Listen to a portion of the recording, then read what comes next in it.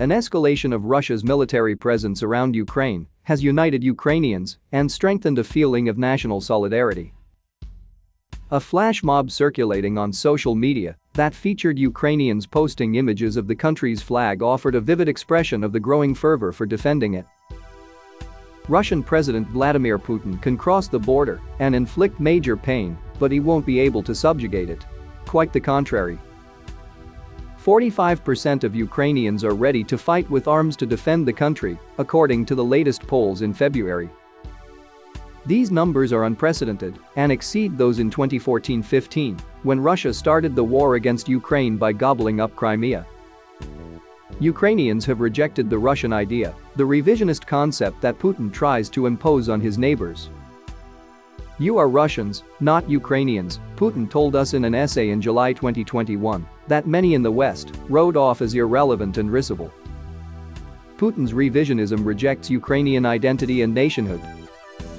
The message is simple: Ukraine will remain a vassal state of Russia forever. That Putin cannot find a way of building relations with Ukraine other than by threatening it with weapons is emblematic of the failure of the Russian idea. At the same time, the world is discovering Ukraine and its national identity.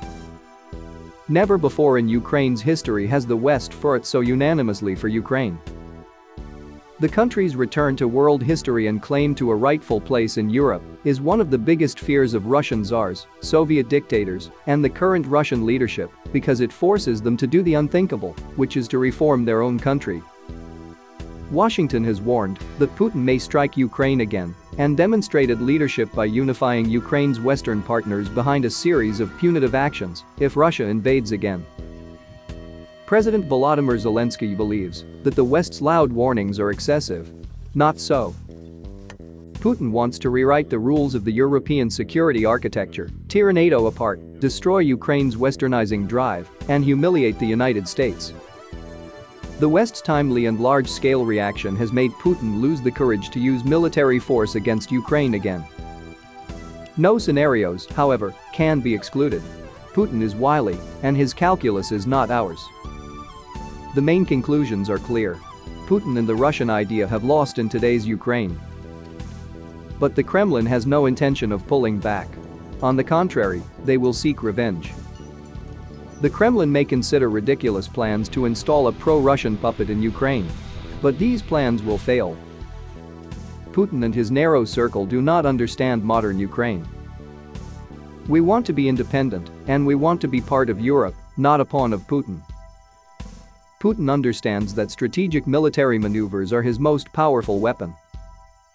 This resource is not inexhaustible, but it is efficient. Yet any direct military operation will limit the Kremlin's options and its ability to put further pressure on the West, so we should expect multifaceted responses from Putin. The Russian president will likely use a combination of cuts to power and heat plus more cyberattacks to destabilize the country before resorting to military action.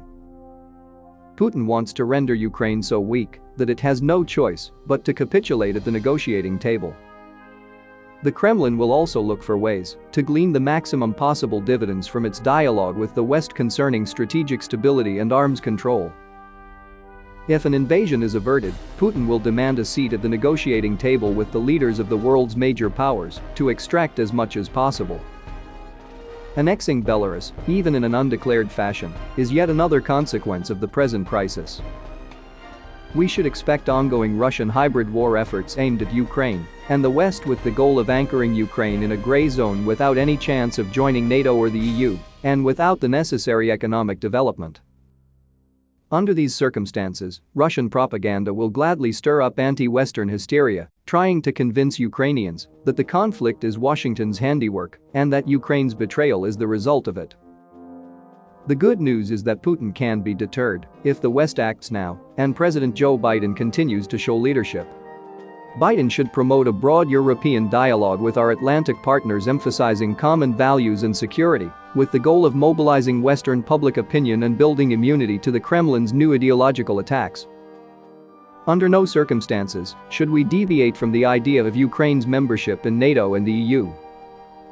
We have to choose in the same way that Konrad Adenauer's West Germany once chose. Ukrainians want peace. Under no circumstances should the West force the poison chalice of the Minsk agreements on us. Putin has already lost Ukraine, but our future hangs in the balance. Will the West stand up for us?